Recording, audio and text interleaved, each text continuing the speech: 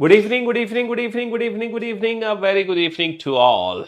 Good evening, Varsha Gupta, Akshat Rahul, Vishwajit, Sonam, Subham, Varsha, Sumit Kumar, GD Yadav, Hansraj, Sachin, VP Singh, Rajesh, Vipin, village, Kalyani. A very good evening to all. क्या हाल है भैया आप लोगों के? तो भैया हम हर शाम 4 बजे कर रहे हैं रेलवे की प्रैक्टिस, और हमने रेलवे के मॉक टेस्ट रेगुलर बेसिस पे प्रैक्टिस करने स्टार्ट करती हैं हर शाम को 4 बजे। ठीक है? हाँ, अभी दीपावली की छुट्टी होंगी तो बीच में थोड़ा सा ब्रेक लगेगा, लेकिन आफ्टर दिवाली हम दोबारा से इस सीरीज को कंटिन्यू कर देंगे हर शाम 4 बजे। ठीक है? जी हाँ। तो मेरे दोस्तों, हम 3 सेट लगा चुके हैं और आज चौथा सेट है। और इस सेट की जो पीडीएफ है with question with answer with solution, वो पीडीएफ हम अपने टेलीग्राम चैनल पर भी दे रहे हैं। वो टेलीग्राम चैनल की लिंक आपको डिस्क्रिप्शन में मिली रही होगी, तो वो पीडीएफ आप वहां से डाउनलोड कर सकते हैं टेलीग्राम चैनल से। और वो स्टूडेंट पीडीएफ है। स्टूडेंट पीडीएफ का मतलब ये है कि ऐसा नहीं कि एक पेज पे एक ही क्वेश्चन आपको दिखाई देगा। जो नॉर्मल बुक की पीडीएफ होती है उस तरीके से पीडीएफ आपको दी जा रही है ना? हाँ जी। चलिए, तो फटाक से इस क्वेश्चन का आंसर दीजिए। दिए गए विकल्पों में से एक भिन्न विकल्पों को छांटिए। आरआरबी जेई का क्वेश्चन है। इनमें से ऐसा कौन सा ऑप्शन है जो बाकी सबसे अलग होगा? ध्यान से देखो बेटा, क्वेश्चन को ध्यान से देखो। अगर मैं इस क्वेश्चन को ध्यान से देख रहा हूं तो क्या लॉजिक यहाँ पे लगा सकता हूँ? किस लॉजिक से मैं एक ऑप्शन को सबसे अलग कर सकता हूँ? बहुत बढ़िया सर। हम देख पा रहे हैं कि ये जो स्क्वायर है ये कॉर्नर पे बना हुआ, बाकी सब में ना यहाँ पर ये दो परपेंडिकुलर लाइन, यानी कि बेस, बाकी सब में ये बेस घेरा हुआ है, लेकिन यहाँ पे क्या है? हाँ जी, चलिए साहब। मृणाल, मृणाल है ना? मृणाल है, मृणल है। ये तो मृणल है। मृणल की माँ उससे 20 वर्ष बड़ी है। मृणल की जो माँ है उससे 20 वर्ष बड़ी है। मृणल का भाई उससे 3 वर्ष छोटा है ना? मृणल की जो माँ है, मृणल की जो माँ है उससे 20 वर्ष बड़ी है। किससे? मृणल से। मृणल से 20 वर्ष बड़ी है मृणल की माँ। और मृणल का जो भाई है वो मृणल का जो भाई है वो मृणल से 3 वर्ष छोटा है। मृणल से 3 वर्ष छोटा उसका भाई है और 20 वर्ष बड़ी उसकी माँ है। अच्छा, हमें बताना क्या है कि मृणल की आयु कितनी है?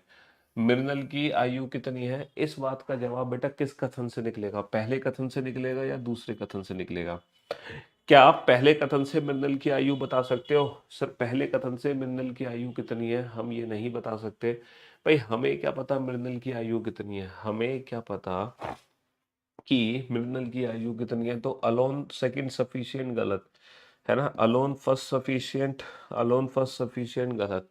ये बताओ, क्या दोनों को मिलाकर हम ये बता सकते हैं मृणल की आयु कितनी है?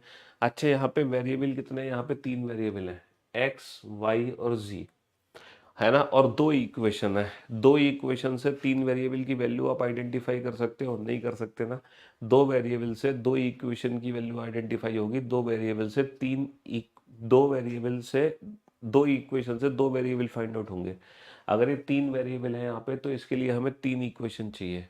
तो अगर मैं इन दोनों को मिला दूं, है ना, अगर मैं इन दोनों को मिला दूं तो इन दोनों को मिलाकर भी statement first and second together are not sufficient to answer the question.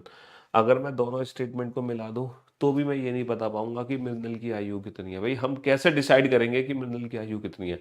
मृणल की आयु 20 भी हो सकती है, 50 भी हो सकती है, 100 भी हो सकती है, 1000, मतलब कितनी भी आयु हो सकती है, हमें कैसे पता चलेगा? तो दोनों स्टेटमेंट को मिलाकर भी हम मृणल की आयु नहीं पता लगा सकते। देखो, एएलपी में बहुत इजी भी क्वेश्चन आ जाता, बहुत टफ भी क्वेश्चन आ जाता। कितना आसान क्वेश्चन है! 8 और 4 12 और 4 16 और 4 20 और 4 24 है। कुछ क्वेश्चन तो बस एग्जामिनर जानबूझ के देता है कि बस तुम उड़ा दो क्वेश्चन देखते ही। कॉलेज परिसर कॉलेज परिसर में मोबाइल फोन का प्रयोग करना सख्त मना है। कॉलेज पर्सन में मोबाइल फोन का प्रयोग करना सख्त मना है। देखो, मोबाइल फोन का यूज वैसे भी कॉलेज परिसर में नहीं किया जाता, और अगर तुम करोगे तो वो मोबाइल पर्सन का यूज करना सख्त मना है। तो पहला स्टेटमेंट है, कॉलेज परिसर में फोन का प्रयोग करने वाले छात्रों को सख्त सजा दी जानी चाहिए। Student using phones on the college premises will be strictly punished. जो कॉलेज परिसर में बच्चे फोन यूज कर रहे हैं उनको पनिशमेंट देना चाहिए। हाँ हाँ जी। दूसरा है दूसरा है कॉलेज परिसर में किसी भी छात्र को फोन का प्रयोग करने की अनुमति नहीं है। कॉलेज परिसर में किसी भी छात्र को फोन का प्रयोग करने की अनुमति नहीं है। देखो बहुत सारे बच्चे हैं जो इस क्वेश्चन का ऑप्शन बी आंसर दे रहे हैं, बहुत सारे बच्चे हैं जो ऑप्शन बी आंसर दे रहे हैं, और बहुत सारे बच्चे ऑप्शन ऑप्शन सी आंसर दे रहे हैं। बी और सी के अलावा कोई ऑप्शन ही नहीं है इसमें, है ना। नीदर नॉर, ये तो गलत ऑप्शन है क्योंकि एक ना एक तो सही है। दूसरा तो बिल्कुल सही है, इसमें तो कोई दिक्कत नहीं है ना। कॉलेज परिसर में किसी भी छात्र को फोन का प्रयोग करने की अनुमति नहीं है, बिल्कुल सही है, क्योंकि यहाँ पे क्या लिखा हुआ है, कॉलेज परिसर में मोबाइल फोन का प्रयोग करना सख्त मना है। The use of cell phones is strictly prohibited on the college premises, strictly prohibited on the college premises. तो दूसरा तो बिल्कुल सही है। अब हमें देखना होगा कि केवल दूसरा सही है या दोनों सही है। पहला वाला सही है अजम्पशन के नहीं, ये हमें चेक करना होगा कि फर्स्ट अजम्पशन सही है यहाँ पर। सर हमें reasoning special 31 live plus BOD sir का बैच लेना है, पैसे कम है। बेटा पैसे कम है तो यार 599 में बैच मिल रहा था, और अब फीस बढ़ गया, तुम्हें सो कर याद आ रही है। अभी तक जो बैच था वो 599 में मिल रहा था और फिर तुम परेशान हो गए हैं।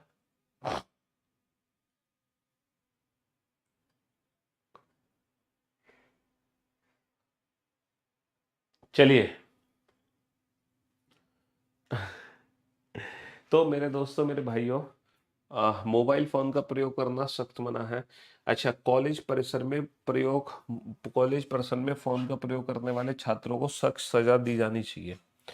देखो हम यहाँ पे कह रहे हैं कि मोबाइल फोन का यूज मत करो, हम यहाँ पे ये नहीं कह रहे कि जो मोबाइल फोन का यूज कर रहा है उसके साथ क्या होना चाहिए, हम कह रहे हैं कि मोबाइल फोन का यूज नहीं करता। और आजकल आप लोगों को पता है, आजकल जो एग्जाम में अजम्पशंस होते हैं ना, बेसिकली वो अजम्पशंस है ना। अजम्पशंस जस्ट लाइक कंक्लूजन्स होते हैं, अजम्पशंस जस्ट लाइक कंक्लूजन। आजकल एग्जाम में जो अजम्पशंस होते हैं वो जस्ट लाइक कंक्लूजन्स ही होते हैं, याद रखना।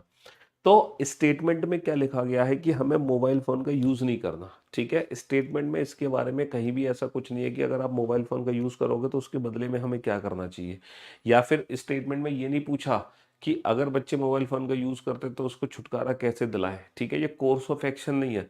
अगर ये कोर्स ऑफ एक्शन होता तो पहला कंक्लूजन बिल्कुल ठीक होता, क्योंकि ये पहला कोर्स ऑफ एक्शन है। बट यहाँ पे ये कोर्स ऑफ एक्शन का क्वेश्चन नहीं है, ये अजम्पशन का क्वेश्चन है, कंक्लूजन का क्वेश्चन है। अगर ये कोर्स ऑफ एक्शन होता अगर ये कोर्स ऑफ एक्शन होता तो पहला कंक्लूजन, पहला अजम्पशन ठीक होता। बट ये कोर्स ऑफ एक्शन नहीं है, ये स्टेटमेंट अजम्पशन है, और अजम्पशन जस्ट लाइक कंक्लूजन होता है, यानी कि जो भी स्टेटमेंट में लिखा है उसी से ही रिलेटेड हमें सोचना है। स्टेटमेंट में लिखा था कि फोन का यूज करना मना है, उसमें ये नहीं लिखा कि बच्चे फोन का यूज कर रहे हैं, तो इसका इसका इसका इसका निवारण कैसे किया जाए। बुक पर ऑफर की मैंने बात कर ली है बेटा, कल मैं अनाउंसमेंट कर दूंगा बुक पर कितना ऑफर है। कल अनाउंसमेंट कर दी जाएगी बुक ऑफर को लेकर, चिंता मत करो, बुक के ऑफर को लेकर कल अनाउंसमेंट हो जाएगी। चलिए साहब, अब बताओ ये वाली जो आकृति है ये किस ऑप्शन में अंतर्निहित है। आपको क्या लग रहा है, ऑप्शन ए में अंतर्निहित है?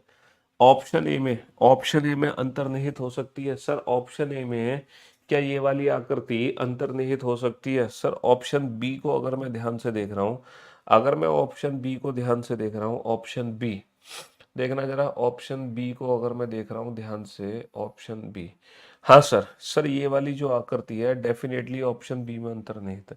ये वाली आकृति ऑप्शन, यदि 11 जनवरी 2018 को गुरुवार है तो 11 जून 2019 का दिन कौन सा होगा? देखो 11 जनवरी 2018 को गुरुवार है, तो हमसे पूछा है 11 जून 2019 का दिन कौन सा होगा। तो हम जानते हैं बेटा, ईयर्स के बीच में ऑड डेज कैसे निकालोगे, एक साल का अंतर है, प्लस बीच में लीप ईयर, एक भी लीप ईयर नहीं है, तो टोटल ऑड डेज आ गए 1। तो ईयर के जो ऑड डेज आ गए वो 1 आ गए, और बेटा 18 का दिन पता है, 19 का निकालना है तो +1, क्योंकि हम ईयर के केस में आगे जा रहे हैं। अच्छा, मंथ के बीच में टोटल ऑड डेज कैसे निकालोगे सर? मॉक टेस्ट अब 99 वाला अवेलेबल है क्या एप्लीकेशन पर? बिल्कुल अवेलेबल है। 99 में आप 100 मॉक टेस्ट रेलवे के ले सकते हैं करियरविल एप्लीकेशन पर, बिल्कुल हाँ ले सकते हो। 99 रुपये में 100 मॉक टेस्ट आपको मिलेंगे only on career will app. और वो मॉक टेस्ट आप एप्लीकेशन पर भी दे सकते हो और वो मॉक टेस्ट आप अपना वेबसाइट पर भी दे सकते हैं, कहीं भी दे सकते हैं, है ना। हाँ जी। तो अब हमें जो ऑड डेज निकालने हैं वो जनवरी और जून के बीच में निकालने हैं। तो बेटा जनवरी और जून के बीच में कुल कितने दिन होंगे? तो पहला महीना क्या है? जनवरी, फरवरी, मार्च, अप्रैल, मई, जून। जनवरी में बेटा बचे हुए दिन कितने हैं? 31 तारीख का महीना होता है, 31 में से 11 घटा दो, 31 में से 11 घटा दो, 20 दिन बचेंगे। फरवरी बेटा, फरवरी यहाँ पर हमेशा जब ईयर के साथ ऑड डेज निकलते हैं ना मंथ के, तो फरवरी हमेशा 28 की लेते हैं, क्योंकि अगर वो लीप ईयर की फरवरी है तो ऑलरेडी काउंट हो जाएगी। मार्च 31, अप्रैल 30, मई 31, 31 का मतलब 7 चौक 28, कितना बचेगा? 3। जून में दी हुई तारीख 11, है ना। इसको छोटा कर दो बेटा, 7 दूनी 14, 14 का मतलब 6 बचा, 7 एकम 7 का मतलब 4 बचा, 6 और 3 9 और 2 11 और 3 14 और 4 18, 18 का मतलब 7 दूनी 14, कितना बचेगा? 4। अच्छा, मंथ में बेटा जनवरी का दिन पता है, जून का निकालना है। जनवरी से जून मंथ में आगे जा रहे हो, आगे जाने पर निकालेगा और इसको प्लस कर देंगे। तो भैया +4 +1 प्लस का 5 होगा। थर्सडे प्लस का 5 बेसिकली थर्सडे माइनस का 2 यानी कि वेंसडे ट्यूसडे। थर्सडे +5 बेसिकली क्या होता है? थर्सडे माइनस का 2। थर्सडे +5 बेसिकली थर्सडे माइनस का 2 यानी कि मंडे। आंसर कैसे आ रहा है भाई तुम्हारा? कहाँ गलती कर दी तुमने? बेटा टोटल ऑड डेज बेटा मंथ्स के निकालो, मंथ्स के टोटल ऑड डेज कैसे निकलेंगे? मंडे आंसर कैसे दे सकते हो तुम? क्वेश्चन नंबर 6 ट्यूसडे आंसर आएगा बेटा, बाबू ट्यूसडे आंसर आएगा, ट्यूसडे। पीयूष सर का बैच लेना है, पैसे कम होने की वजह से नहीं ले पाए थे बेटा। 599 पैसे 599 में ही तो बैच मिल रहा था हमारा, और कितने में बैच मिल रहा था? हाँ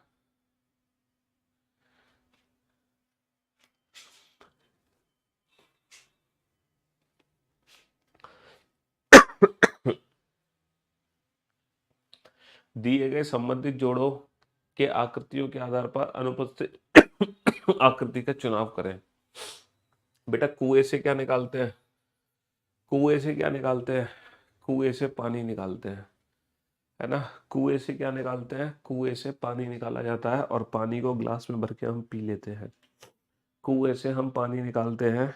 तो बेटा वो जो फिगर बनी है वो पता है किसकी फिगर बनी है? क्वेश्चन नंबर 7 में आपको ना फिगर क्लियर कट दिखाई नहीं दे रही हो।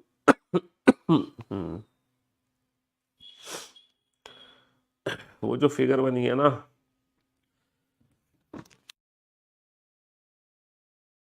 वो माइन की फिगर बनी है।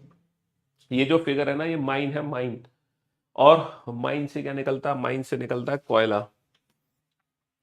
बेटा मोती तो समुद्र से निकलते हैं, तो समुद्र तो है नहीं। और ये तो सूर्य और ये सोलर लाइट, ये तो वैसे भी नहीं ऑप्शन हो सकता। ये वाला ऑप्शन भी नहीं हो सकता। ये दो ऑप्शन तो हो ही नहीं सकते, या तो ऑप्शन बी होगा या तो सी होगा। मोती निकलता है समुद्र, ये पानी तो है नहीं। तो बेटा ये माइन है, माइन से क्या निकलेगा? कोल निकलेगा, है ना। कोयले की खान से कोयला निकलेगा। हाँ जी, चलिए साहब। क्वेश्चन क्या दिया हुआ है? यदि दी गई श्रृंखला में प्रत्येक पद को बाईं ओर से उनके स्थान के अनुसार 1 2 3 संख्या दी जाए, उनके स्थान के अनुसार 1 2 3 4 5 6 7 8 9 10 11 12 13 14 15 16 दी जाए, तो चिन्हों के स्थान के अंकित मान का योग कितना होगा? तो बेटा चिन्हों के स्थान के अंकित मान का योग कितना होगा, है ना। कोर्स ऑफ एक्शन और अजम्पशन में डिफरेंस क्या होता है? अरे यार, एग्जाम में लिखा रहता है statement and course of action. Exam में लिखा होगा statement and course of action. Exam में लिखा होगा statement and course of action, और एग्जाम में लिखा होता है स्टेटमेंट एंड अजम्पशन।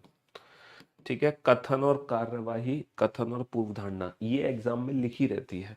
यहाँ पे हिंदी में लिखा होगा पूर्व धारणा, यहाँ पे हिंदी में लिखा होगा कार्यवाही। कार्यवाही का मतलब होता है, यहाँ पे स्टेटमेंट एक प्रॉब्लम है यानी कि समस्या, कार्यवाही का मतलब है सॉल्यूशन, समस्या का समाधान क्या है, उस समस्या का समाधान बताओ। तो कोर्स ऑफ एक्शन का मतलब होता है समस्या का समाधान कैसे निकालना है। तो हमारे एग्जाम में ना लिखा होता है एग्जाम में साफ साफ लिखा होता है, ऊपर स्टेटमेंट नीचे कोर्स ऑफ एक्शन, ऊपर कथन नीचे कार्यवाही, ये लिखा होगा लिखा। बेटा सारे सिंबल्स को जोड़ दो, सारे सिंबल्स की न्यूमेरिकल वैल्यू को जोड़ दो 2। अब आपको पता होना चाहिए कौन कौन से सिंबल्स हैं हमारे पास। सर प्लस भी एक सिंबल होता है तो 2 को जोड़ दो, डॉलर एक सिंबल होता है तो 2 और 6 8, है ना, 8 और 7 15, क्वेश्चन मार्क भी सिंबल है 15 और 10 25, स्टार भी सिंबल है 25 और 11 36, फिर एट द रेट भी है 26 और 13 39, बस है।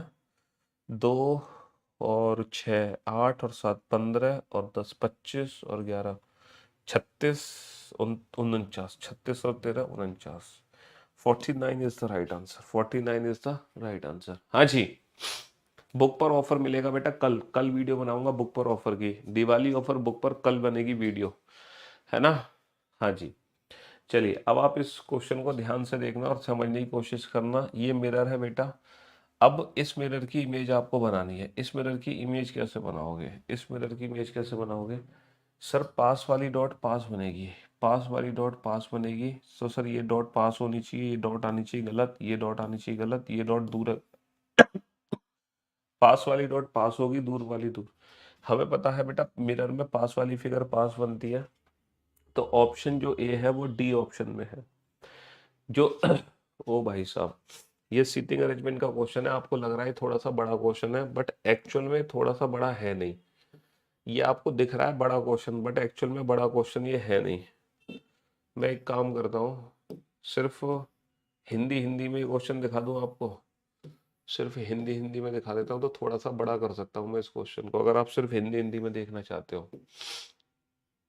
अगर आप ये क्वेश्चन सिर्फ हिंदी हिंदी में देखना चाहते हो तो थोड़ा सा बड़ा हो सकता है। चलो सा, ये रहा क्वेश्चन, बनाने की कोशिश करना इस क्वेश्चन को। ये पजल का क्वेश्चन है, पजल का क्वेश्चन है बेटा, बनाने की कोशिश करो जल्दी से। कैसे सॉल्व करोगे इस क्वेश्चन को, जल्दी से सॉल्व करो। हाँ जी, कम ऑन सर। डायरेक्शन का क्वेश्चन सॉल्व कर दिए। आप पूर्व की ओर 5 किलोमीटर जाते हैं, फिर 45 डिग्री बाईं ओर मुड़ते हैं, 10 किलोमीटर जाते हैं तो आपका मुख कहाँ होगा? बेटा 45 डिग्री दाईं ओर। पहली बात तो यह है 45 डिग्री दाएं का मतलब होता है 45 डिग्री क्लॉकवाइज, और 45 डिग्री बाएं का मतलब होता है 45 डिग्री एंटी क्लॉकवाइज, समझ रहे हो? तो अगर आपका फेस ईस्ट में है और आपको 45 डिग्री दाईं ओर मुड़ना है, तो ईस्ट का 45 डिग्री क्लॉकवाइज क्या होता है? ईस्ट का 45 डिग्री क्लॉकवाइज बेटा, ईस्ट से 45 डिग्री क्लॉकवाइज घूमोगे तो साउथ ईस्ट आएगा ना, तो यानी कि आपका जो मुख होगा वो साउथ ईस्ट डायरेक्शन में होगा। ये अब तुम सोच रहे होगे सर ये तो 45 नहीं है बेटा, 45 बनता है यहाँ से, ये एंगल बनता है 45 डिग्री क्लॉकवाइज। जो हमारा रास्ता था ना वो जाने वाला रास्ता ये था, तो ईस्ट से 45 डिग्री क्लॉकवाइज घूमोगे तो हम साउथ ईस्ट डायरेक्शन में चलने लगेंगे, है ना। तो राइट का मतलब क्लॉकवाइज होता है, लेफ्ट का मतलब एंटी क्लॉकवाइज होता है, ठीक है। हाँ चलिए साहब, 8 मित्र हैं, एक वृत्ताकार मेज के चारों ओर केंद्र की ओर सम्मुख होकर बैठे हैं। 8 मित्र एक वृत्ताकार चार के वृत्ताकार मेज के चारों ओर केंद्र की ओर सम्मुख होकर बैठे हैं। सबका मुख कहाँ है? सबका मुख केंद्र की ओर है। 1 2 3 4 5 6 7 8। आवश्यक नहीं है कि इसी क्रम में बैठा, उनमें से प्रत्येक ने अलग अलग रंग की शर्ट पहनी हुई है। पी गुलाबी शर्ट पहने वाले व्यक्ति के दाएं से तीसरे स्थान पर है। जिसने गुलाबी रंग की शर्ट पहनी है, जिसने पिंक कलर की शर्ट पहनी है, उसके दाएं तीसरे स्थान पर कौन है? पी। इसका दायां तीसरा, 1 2 3, इसके दाएं तीसरे स्थान पर कौन है? पी। और गुलाबी शर्ट पहने वाले व्यक्ति और डब्लू के बीच में केवल 2 व्यक्ति हैं। गुलाबी और डब्लू के बीच में 2 व्यक्ति है बेटा, ये पिंक है तो गुलाबी, तो डब्लू ये नहीं हो सकता। अगर ये गुलाबी है तो डब्लू ये नहीं हो सकता, तो डेफिनेटली डब्लू ये है। पिंक और डब्लू के बीच में 2 व्यक्ति हो गए। पीली और हरी शर्ट पहने वाले व्यक्ति निकटतम पड़ोसी हैं। बेटा ये हिंट है हमारे लिए, येलो और ग्रीन दोनों एक साथ आएंगे, येलो और ग्रीन दोनों एक साथ आएंगे। ना तो पी ना ही डब्लू ने पीली या हरी शर्ट पहनी है। पी और डब्लू ने किसी में भी, है ना, पी और डब्लू में से किसी ने भी येलो और ग्रीन शर्ट नहीं पहनी है, तो ये भी हमारे लिए हिंट है।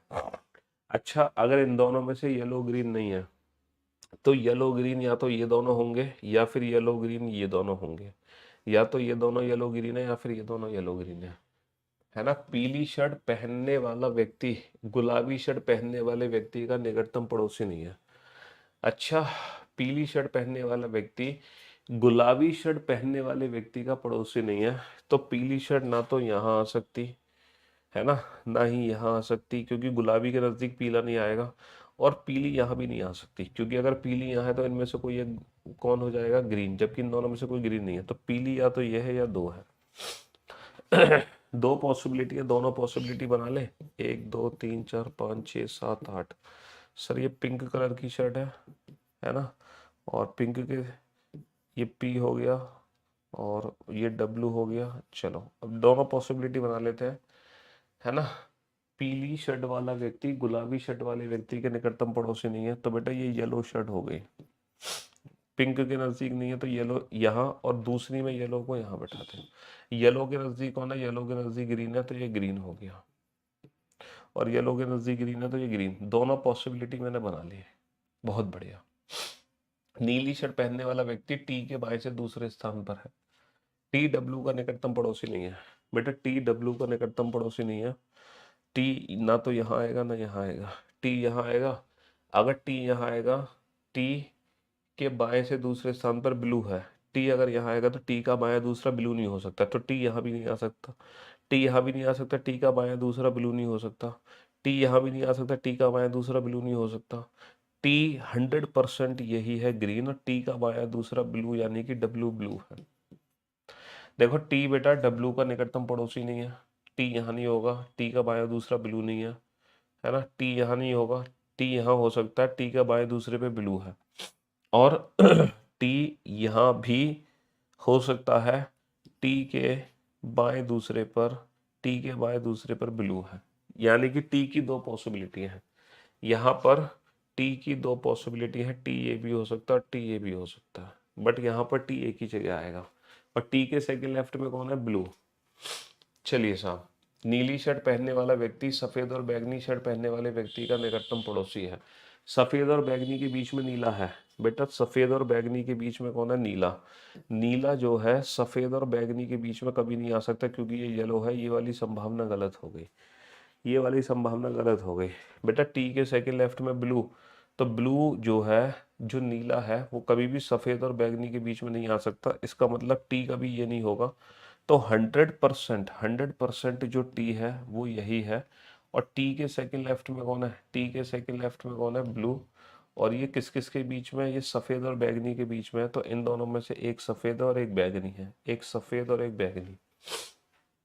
बैगनी शर्ट पहनने वाला व्यक्ति क्यू के दाएं से तीसरे स्थान पर है, क्यू के दाएं से तीसरे स्थान पर, और क्यू पीली शर्ट नहीं पहनता।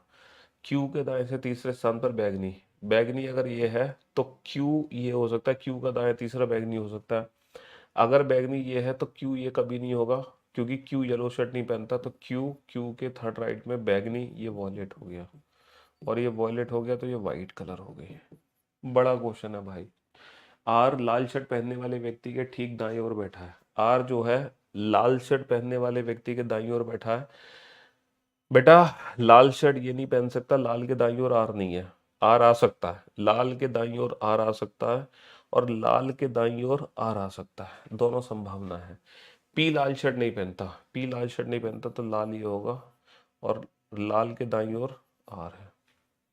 आर लाल शर्ट पहनने वाले के ठीक दाईं ओर बता, यू पी का निकटतम पड़ोसी नहीं है, यू पी के साथ नहीं है तो यू यहाँ आएगा। बहुत बड़ा क्वेश्चन है भाई ये तो, है यू पी के साथ नहीं है तो यू यहाँ आएगा।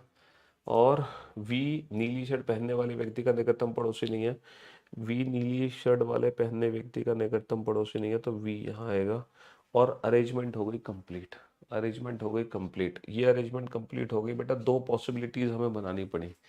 इस अरेंजमेंट को बनाने के लिए दो पॉसिबिलिटी हमें बतानी पड़ी।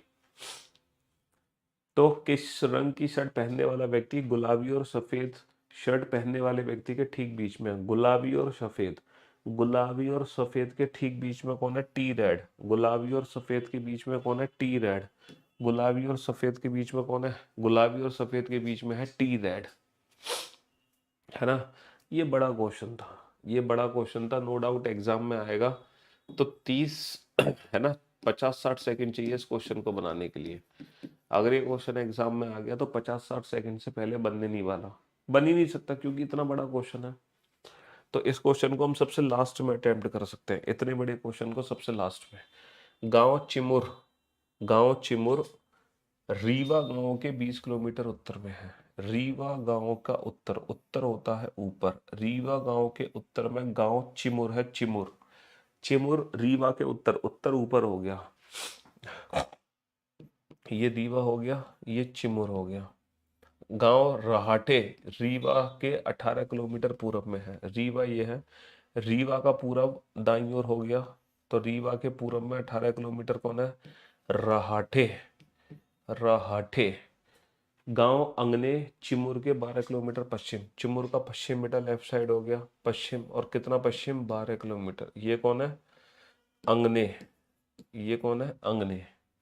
यदि संजय रहाटे गांव से चलकर, यदि संजय रहाटे गांव से चलकर अंगने गांव जाता है तो वह अपने आरंभिक बिंदु से किस दिशा में है? बेटा रहाटे से चलकर अंगने में जा रहा है तो प्रारंभिक बिंदु से किस दिशा में है? दिशा कहाँ से पूछी है? रहाटे से। बेटा कहाँ से चलना शुरू किया? रहाटे से चलना शुरू किया, तो दिशा कहाँ से बनानी है? जहां से चलना शुरू किया वहां से दिशा बतानी है। रहाटे से चलना शुरू किया, रहाटे से दिशा बतानी है। निशाना किसको बनाओगे? जिसकी दिशा पूछी है। बेटा अंगने की दिशा पूछी है तो अंगने को निशाना बनाओ, अंगने को निशाना बनाओ, है ना? हाँ जी। ये गांव के नाम है या भूत के? बस कुछ भी समझ लो तुम, एग्जामिनर ने जानबूझ के नाम डाले हैं। तो मेरे दोस्त, मेरे भाई, मेरे जिगर के टुकड़े, हाँ जी। अरे ये क्या हो गया? क्या हो गया? अरे भैया ये क्या हो गया? Shit shit shit.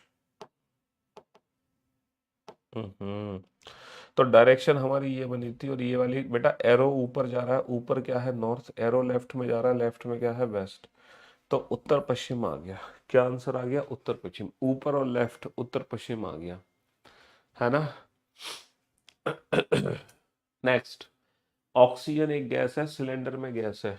ऑक्सीजन एक गैस है, सिलेंडर में गैस है। सिलेंडर में ऑक्सीजन है, तुम कैसे डिसाइड करोगे कि सिलेंडर में ऑक्सीजन है? भाई ऑक्सीजन एक गैस है, सिलेंडर में गैस है, लेकिन गैस तो और कोई भी हो सकती है, तो तुम कैसे डिसाइड करोगे कि, है ना? The conclusion drawn is false, है ना?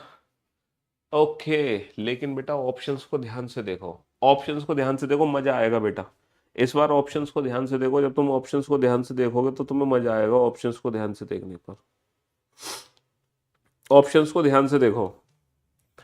The conclusion drawn is false, definitely true, ये तो गलत है। कंक्लूजन 100% ट्रू है, 100% ट्रू तो नहीं है। The conclusion drawn is irrelevant, बेटा इररिलेवेंट भी नहीं है। The conclusion drawn is probably true, probably true के बाद बेटा संभावना, संभावना। तो बेटा सिलेंडर, ऑक्सीजन एक गैस है और सिलेंडर में गैस है, तो ये संभावना हो सकती है कि भैया सिलेंडर में ऑक्सीजन हो, क्योंकि ऑक्सीजन भी एक गैस है, तो ये संभावना हो सकती है कि सिलेंडर में ऑक्सीजन हो। बट ये डेफिनेटली ट्रू है, ये गलत है। ये डेफिनेटली फॉल्स है, ये भी गलत है। बट ये पॉसिबिलिटी हो सकती है। सर, सर तीन, तीन और दो पाँच, और दो सात, और दो नौ, तीन, तीन और दो पाँच, और दो सात, और दो नौ, और दो 11 है। जी आएगा, जी लास्ट में क्या आएगा? जी आएगा। भिन्न विकल्प छाटिए। सर इनमें से सबसे अलग क्या? 8 और 3 11 और 3 16, 10 और 7 और 3 10 और 3 13, 10 और 3 13 और 5 हो गया, 3 और 4 7 और 4 11 और 7 18, 8 और 3 11, 11 और 5 16, 16 और 7 23, 7 और 3 10, 10 और 5 15, 15 और 7 22, है ना? और 10 और 3 13, 13 और 5 18, 18 और 7 25, 3 और 4 7, 7 और 4 11, 11 और 7 18। तो बेटा कौन सा ऑप्शन सबसे अलग हो गया? हाँ जी। बेटा प्लस और इनटू को बदल दो। अगर मैं प्लस कर दूं और इनटू यहाँ कर दूं तो हमें पता है 5 या 15, और 12 में 12 का भाग जाएगा 1, 15 प्लस का 15 प्लस का 1 16, 16 माइनस का 4 12, 16 माइनस का 4 12। बताओ बेटा फटाफट से, जल्दी से। सर कंपनी, स्कूल, कल्चर और हेल्थ। कंपनी, स्कूल, कल्चर और हेल्थ, इन चारों वेन डायग्राम में रिलेशन आपको बनाना है। जल्दी से रिलेशन बताओ। कंपनी स्कूल कल्चर और हेल्थ, चारों वेन डायग्राम में क्या रिलेशन बनेगा? चारों वेन डायग्राम में क्या रिलेशन बनेगा? सर कंपनी अलग है, स्कूल अलग है, कल्चर अलग है, हेल्थ अलग है। इन चारों का आपस में कोई लेना देना नहीं है। इन चारों का आपस में कोई लेना देना नहीं है ना? तो निम्नलिखित में से हमें फल प्रदान करेंगे। बेटा हमें फल कौन देता है? फल हमें पेड़ देता है, पेड़, है ना? फल हमें पेड़ देता है, और पेड़ के आगे क्या लिखा हुआ है? फल हमें देता है वृक्ष, और वृक्ष को आकाश कहा जाता है। वृक्ष को क्या कहा जाता है? वृक्ष को आकाश कहा जाता है। तो हमें जो फल मिलेगा वो वृक्ष से मिलता है, लेकिन वृक्ष के ठीक बाद में क्या है? आकाश। इसीलिए आंसर क्या होगा? आकाश होगा। इसीलिए आंसर क्या होगा? आकाश होगा, है ना? एंड की कोडिंग क्या होगी? एंड।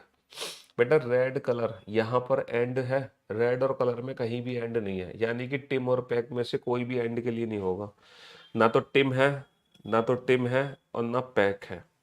सर यहाँ पे कहीं भी, यहाँ पर कहीं भी येलो बैक, यहाँ पर कहीं भी एंड वर्ड का यूज नहीं हुआ, यानी कि नेक और पिट में से कोई भी वर्ड एंड को रिप्रेजेंट नहीं कर सकता। ना तो पिट कर सकता, है ना, ना ही नेक कर सकता। क्यों नहीं कर सकता? क्योंकि ये नेक और पिट दोनों किसके लिए है? येलो और ब्लैक के लिए। इनमें से कोई भी एंड को रिप्रेजेंट नहीं करेगा, और इन दोनों में से कोई भी एंड को रिप्रेजेंट नहीं करेगा, तो बचा क्या?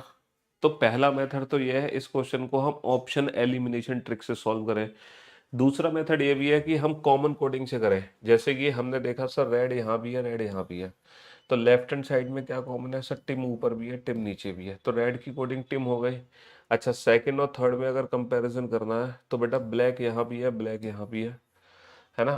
और नेक और पिट यहाँ भी है, और पिट यहाँ भी है। तो हम ऐसे भी पता लगा सकते हैं कि ये जो एंड वर्ड बचा है किसके लिए बचा। दोनों मेथड से हम इस क्वेश्चन को सॉल्व कर सकते हैं। आप इंडिविजुअल ऑप्शंस भी एलिमिनेट कर सकते हो। सभी शिक्षक विद्वान हैं, विद्वान लोग हमेशा सज्जन होते हैं, ये तो बात सही है। सारे शिक्षक विद्वान हैं और विद्वान लोग हमेशा सज्जन होते हैं। सभी शिक्षक सज्जन व्यक्ति होते हैं, सज्जन व्यक्ति होते हैं। विद्वान, सभी शिक्षक विद्वान हैं, विद्वान लोग हमेशा सज्जन होते हैं। तो ये जो विद्वान है ना, ये 100 है ना? यहाँ पे बाय डिफॉल्ट विद्वान लोगों की बात हो रही है, यानी कि सारे विद्वान लोगों की बात हो रही है। तो सभी शिक्षक हमेशा सज्जन व्यक्ति होते हैं, क्योंकि सारे शिक्षक विद्वान है और सारे विद्वान कौन है? सज्जन है ना? तो निकाला गया निष्कर्ष निश्चित रूप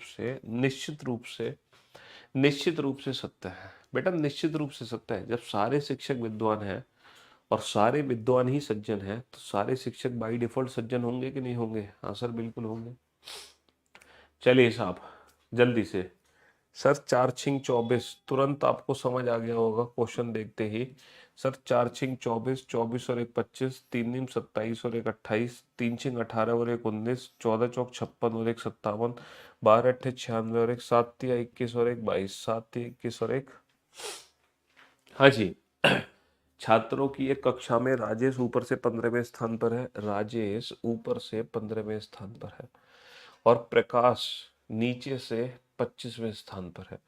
प्रकाश नीचे से 25वें स्थान पर है। बेटा पोजीशन इंटरचेंज भी हो सकती है इनकी, है ना? ये राजेश है और प्रकाश यहाँ पर कहीं हो, पोजीशन इंटरचेंज भी हो सकती है।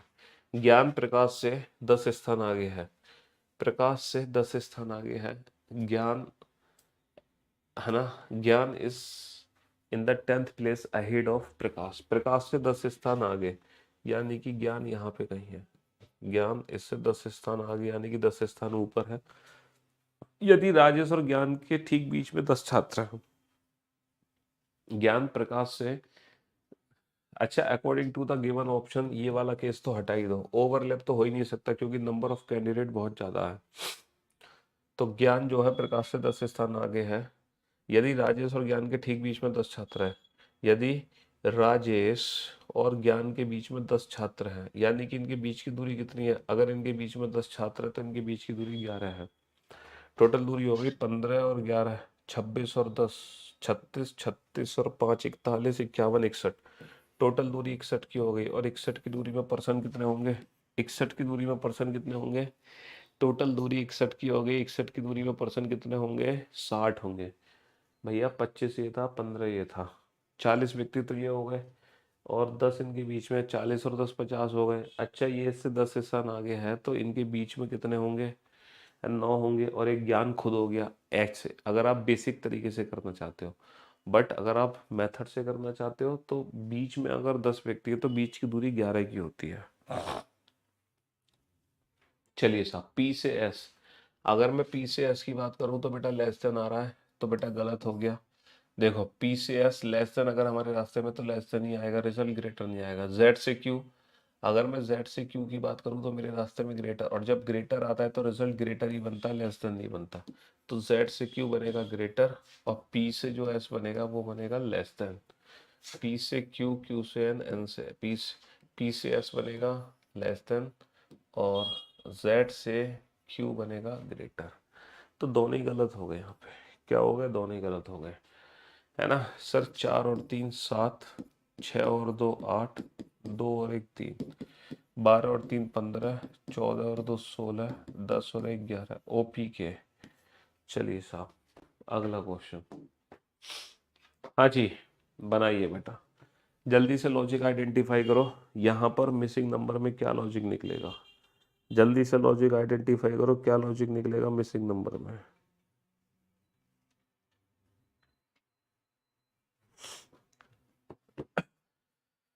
कॉलम का लॉजिक है यहाँ पर, कोई भी दो कॉलम यूज करके तीसरा कॉलम बना दे, या फिर रो का लॉजिक है कि कोई भी दो रो यूज करके तीसरी रो बना दे।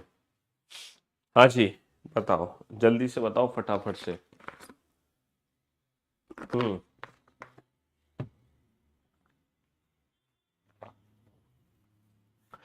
एक बच्चा कह रहा है सर सिर्फ 2022 रेलवे एग्जाम के क्वेश्चन कराए। 2022 में कौन सा रेलवे का एग्जाम हुआ था? और कितने क्वेश्चन कर लोगे तुम उस 2022 से? हाँ जी, ये 2021 का क्वेश्चन भी है। बेटा रेलवे के पेपर हर साल नहीं होते, रेलवे के जो पेपर है वो हर साल नहीं होते बाबू, है ना। हाँ जी सर, 20 और 16 36, 36 36 36 39 69। सर 27 और 19 कितना होगा? 19 40 और, नहीं नहीं नहीं नहीं, ये कितना हो गया? हाँ, 40 67 हो गया, 67। मैट्रिक्स का सम कांस्टेंट है क्या? नहीं सर, मैट्रिक्स का सम कांस्टेंट नहीं है, मैट्रिक्स का सम कांस्टेंट नहीं है। लॉजिक क्या है यहाँ पर? कॉलम का, कॉलम का सम कांस्टेंट है 69, 5 और 3 8 और 1 9, 69। ओके सर, कॉलम का सम कांस्टेंट है 69, कॉलम का सम कांस्टेंट है 69। तो 34 40 50 60 69, यहाँ पे हर कॉलम का सम कांस्टेंट है। देखो मैट्रिक्स के क्वेश्चन में तीन लॉजिक रखते हैं, या तो कोई भी दो कॉलम यूज करके तीसरा कॉलम बनाओ, या कोई भी दो रो यूज करके तीसरी रो बनाओ, या फिर मैट्रिक्स का सम, या फिर मैट्रिक्स का सम। अंग्रेजी वर्णमाला क्रम में आते हैं। बताओ, आगे और पीछे दोनों से काउंट करना है। तो बेटा ये क्वेश्चन कैसे सॉल्व होता है? पहले डी का पेयर बनाओ, डी का पेयर। डी का पेयर कैसे बनेगा? डी के बाद आएगा ई F ji H I J के, तो डी के दो पेयर बन गए जी और एच के साथ। तो बेटा जी का एच के साथ बाई डिफॉल्ट बनेगा, तो दो तो होंगे ही होंगे कम से कम, है ना। ए का पेयर बनाओ, A B C D E F G. U से तो सारे लेटर छोटे हैं, टी से भी छोटे हैं, बस reverse, R S T U V. R का टी से बनेगा, तीन भी गया। ई F ji H I J के, एच आई जे के L, ji H I J K, U V A B C. सिर्फ और सिर्फ कितने पेयर बनेंगे? हाँ जी, कितने पेयर बनेंगे? कितने पेयर बनेंगे? चार पेयर बनेंगे। कितने पेयर बनेंगे? चार पेयर बनेंगे।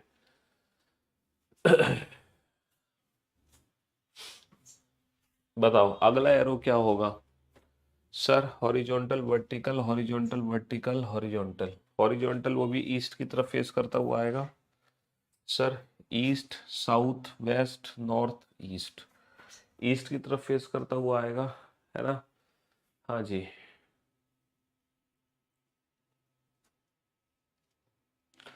ये स्टेटमेंट एंड आर्गुमेंट है। वो स्टेटमेंट एंड अजम्पशन था, ये स्टेटमेंट एंड आर्गुमेंट है। Statement and argument. अपार्टमेंट परिसरों ने उन निवासियों पर भारी जुर्माना लगाने का निर्णय लिया है जो अपने सूखे कचरे और गीले कचरे को अलग अलग नहीं करते। देखो लोग ना सूखा कचरा गीला कचरा मिक्स कर देते हैं, तो अपार्टमेंट ने बोला है कि अब इन पे भारी जुर्माना लगाएंगे। अब इन पे भारी जुर्माना लगाएंगे जो इन दोनों कूड़ों को ना मिक्स कर रहे हैं, सूखे और गीले को। तो सरकार ने सभी गृह स्वामियों के लिए गीला कचरा और सूखा कचरा अलग अलग करना अनिवार्य कर दिया है। देखो ये कह रहे हैं कि जुर्माना लगेगा। जुर्माना कब लगता है? जब कोई भी चीज अनिवार्य होती है। जुर्माना कब लगता है? जब कोई भी चीज अनिवार्य होती है। कचरा पृथक्करण की सुविधा के लिए सभी अपार्टमेंटों में सूखे कचरे और गीले कचरे के लिए अलग अलग डिब्बे उपलब्ध है, तभी तो हम जुर्माना लगा रहे हैं। अगर अलग अलग डिब्बे उपलब्ध नहीं होते तो हम जुर्माना किस बात का लगाते? तो हम जुर्माना किस बात का लगाते भाई? जुर्माना तभी तो लगाया जा रहा है जब अलग अलग डिब्बे हैं, यानी कि सरकार ने पूरी सुविधा दे रखी है ना? हाँ जी। ओ भाई साहब, ये तो बड़ा खतरनाक सा क्वेश्चन है। ये क्वेश्चन बड़ा शानदार है। बनाना इस क्वेश्चन को क्या है? 13 खिलाड़ी हैं, P1 P2 P3 P4 P5 P6 P7 P8 P9 P10 P11 P12 P13 में से एक टीम में का चयन किया जाना है। 13 खिलाड़ियों में से कोई एक टीम चूज करनी है। वो टीम या तो ए है या बी है या सी है या डी है। टीम में 7 खिलाड़ी होंगे। देखना 7 खिलाड़ी हैं, 3 और 3 6 7, 3 और 3 6 7, 3 और 3 6 7, 3 और 3 6 7। पहली कंडीशन हर ऑप्शन में हो रही है फॉलो। P2 को P1 P6 या P4 के साथ नहीं चुना जा सकता। P2 अगर खेलेगा तो P1 P6 या P4 नहीं खेलेंगे। अगर P2 है, यहाँ पे P2 नहीं है, यहाँ पे भी P2 नहीं है, यहाँ पे भी P2 नहीं है। अगर P2 है बेटा टीम में, तो फिर P1 P6 या P4 नहीं आ सकता। P1 P6 या P4। यहाँ पे P1 नहीं है, P6 नहीं है, P4 नहीं है, यानी कि दूसरी कंडीशन भी हर ऑप्शन में फॉलो हो रही है। P7 को P2 P10 P11 या P13 के साथ नहीं चुनना, यानी कि P7 देखना कहाँ है? P7 यहाँ नहीं है, P7 यहाँ नहीं है, P7 यहाँ P7 है। अच्छा P7 ना तो P2 के साथ खेलेगा, P2 यहाँ पे है, तो यानी कि जो D टीम है D टीम बाहर हो गई। डी टीम बाहर हो गई according to the given condition. D team बाहर कर दी according to the given condition. D team बाहर कर दी हमने, डी टीम बाहर कर दी। ठीक है। यदि P8 और P13 दोनों चुने जाते हैं तो P5 का चयन किया जाना है। अच्छा 8 और 13 के साथ 5 तो पक्का आएगा। 8 और 13 के साथ, यहाँ पे 8 है लेकिन यहाँ 13 नहीं है, यहाँ पे 13 है लेकिन यहाँ पे 8 नहीं है, यहाँ पे 8 और 13 है। अगर 8 और 13 है तो 5 तो पक्का आना ही आना है। अगर 8 और 13 है, अगर 8 और 13 दोनों चुने जाते हैं तो 5 तो पक्का आना ही आना है, यानी कि ये कंडीशन तीनों ऑप्शन में काम कर रही है। P4 को P2 P6 P11 के साथ नहीं चुना जाना। P4 बेटा ये P4 है, P4 किसके साथ नहीं आ सकता? P2 नहीं है, P6 है, यानी कि ये कंडीशन हटा दो। P4 ये रहा P4 बेटा, P4 P2 के साथ नहीं आ, P6 के साथ नहीं आ सकता, P6 के साथ नहीं आ सकता। तो according to the given condition, according to the given condition P4 को P2 P6 P12 P11 के साथ नहीं चुना जा सकता। According to the given condition सिर्फ एक ही कंडीशन बचती है, ऑप्शन सी। जो टीम हमारी परफेक्ट है, जो टीम हमारी परफेक्ट है वो ऑप्शन सी है, according to the given condition, है ना? According to the given condition बताओ, है ना? वर्णानुक्रम में व्यवस्थित करो इंग्लिश अल्फाबेट के अकॉर्डिंग। तो बेटा एम एम पहले आई आएगा, पहले आई आता है बाद में ओ आता है, तो ए बी। और एस और पी में पहले पी आता है, A B D C, A B, A B D C. M M वाले पहले आएंगे, उसमें भी आई पहले ओ बाद में, तो ये तो ए बी हो गया। एस और पी में पी पहले आएगा एस बाद में, तो डी सी हो गया। डी का एक भाई ए है, डी के एक भाई साहब है, डी के एक भाई साहब है जो कि कौन है? ए है।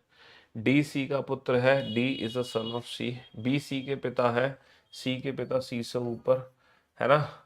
संबंध के संदर्भ में बी का ए के क्या, बी का ए क्या है, बी का ए क्या है, यानी कि हु इज ए। या तो इसके बेटे का बेटा है पोता, या फिर बेटी का बेटा है तो भी पोता, ग्रैंडसन, है ना? In terms of relationship what is A of B? खत्म, खत्म। चलिए साहब, तो फिर आज की सेवा हम यही समाप्त करते हैं। शुक्रिया, थैंक यू सो मच। बेटा आप लोगों की वॉचिंग कम होती जा रही है दिन पर दिन। हाँ, ये अच्छी बात नहीं है, ये अच्छी बात नहीं है। अच्छा, कल कल सैटरडे है, हालांकि सैटरडे को हमारी क्लास ऑफ रहती है, लेकिन कल सैटरडे को सिर्फ आपकी रेलवे वाली क्लास होगी 4 बजे, है ना। कल सैटरडे को रेलवे वाली क्लास होगी 4 बजे, और PYQ की कल क्लास नहीं है। और फिर उसके बाद आपकी जो क्लास होगी वो दिवाली के बाद होंगी। कल क्लास होगी, और कल के बाद फिर हम सीधा आफ्टर दिवाली आपसे मुलाकात करेंगे, है ना। फिर हम जा रहे हैं अपने घर, है ना, दिल्ली छोड़ के अलीगढ़। फिर हम आपसे दिल्ली के बाद अलीगढ़ में मुलाकात करेंगे, ठीक है। तो कल के बाद हमारी मुलाकात आफ्टर दिवाली, ये थोड़ा सा ब्रेक लगेगा बीच में, ये थोड़ा सा ब्रेक लगेगा बेटा। कल और क्लास कंटिन्यू करेंगे, कल के बाद फिर आफ्टर दिवाली आपकी क्लास रेगुलर लगेगी, चिंता मत करो, है ना। फिर दिवाली के बाद आपकी क्लास रेगुलर लगेगी, ये बीच में छोटा सा ब्रेक हो जाएगा, 1 हफ्ते का ब्रेक है कल से। कल बुक पर क्या ऑफर मिलेगा ये मैं आपको बता दूंगा, कि बुक पर भी हम क्या ऑफर दे रहे हैं, ठीक है। चलिए, love you guys, love you all, goodbye, thank you so much. जो भी आपका सजेशन हो ना, जो भी आप चाह रहे हैं वो कमेंट सेक्शन में मेरे को कमेंट्स कर दिया करो, है ना। जो भी चीज़ें आपकी डिमांड है, रिक्वायरमेंट है, क्योंकि लाइव क्लास में हम कमेंट्स नहीं पढ़ पाते हैं, लेकिन बाद में हमारी टीम वो कमेंट्स पढ़कर हमें बता देती है। तो आप लोग क्लास खत्म होने के बाद कमेंट्स कर दिया करो, ठीक है। शुक्रिया, थैंक यू सो मच।